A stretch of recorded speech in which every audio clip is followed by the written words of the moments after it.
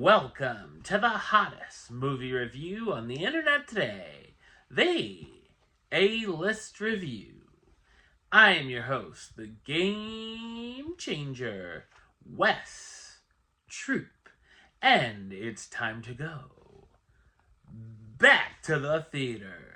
And it's said to be the last film in the Mission Impossible franchise. So you know Tom Cruise is going to go out with some big stunts and a big bang. My review of the 2025 spy action thriller, Mission Impossible, The Final Reckoning, coming up now.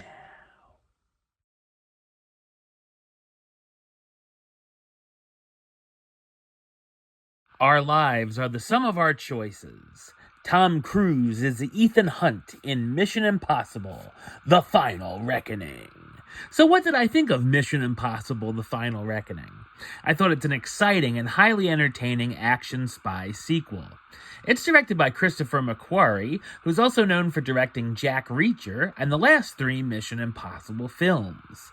This is the 8th and supposed final entry in the franchise. There is a lot of setup here, including tons of exposition dumps that can be overly convoluted, including times where they might have well been speaking in Latin. There's also MacGuffins, like the cruciform key from the last film, needed to open another MacGuffin, and even MacGuffins referenced from decades ago. The entity that was looming in the last movie is still out there and ready to destroy the world. It's already taken control of the news media and internet, and now has control of nuclear missiles. Through all of this, Ethan discovers that he's the one to blame for all of it, but is also the last hope for humanity and the only one who can save the world. This film basically makes Ethan the second coming of Christ, or in Cruise's case, L. Ron Hubbard. There's also a number of montages of Hunt's past missions as the story connects to some of the earlier films almost 30 years ago. It moves slow and takes a bit to get going, but it is definitely worth it once it does get going. The action is incredible and thrilling, from car chases, brawls, and the distinct Tom Cruise run. There's a number of big action set pieces that deliver, including the underwater submarine sequence with no dialogue, and has Ethan holding his breath for an extended period of time while antics ensue. Cruise also does another of his crazy stunts with a plane, a segment that started giving me some anxiety from a fear of heights. There's also a lot of suspense and thrills with the characters trying to constantly overcome the incredible odds of having a 1 in a million chance to do things such as defuse bombs. The team is enjoyable as always, although they spend most of the time away from Ethan, but still assist him attempting to save the world, using and showing off their strengths. We also cut back and forth to the president, played by Angela Bassett, along with generals and secretaries discussing their options if Ethan doesn't deliver. There are quite a few cliches and tropes throughout, but they're done well, so at least they're enjoyable. The story has a number of twists and turns, as we've come to used to in these spy thrillers. There's also some nice comedy sprinkled in throughout to break up the tension. Clocking in at almost 3 hours, it could have easily been edited down by at least a half hour.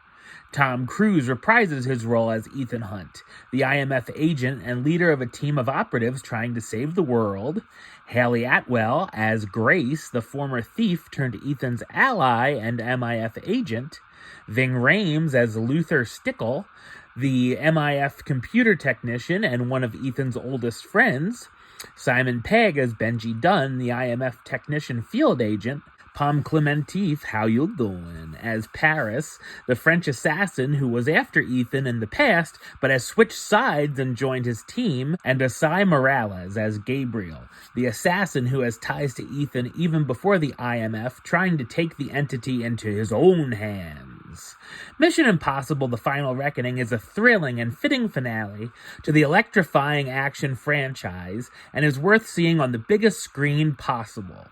Number-wise, I'm going to give it an 8 out of 10, which gives it the A-list rating of do it, and a high do it at that. Alright, well that's the show. I'll be back with another review very soon.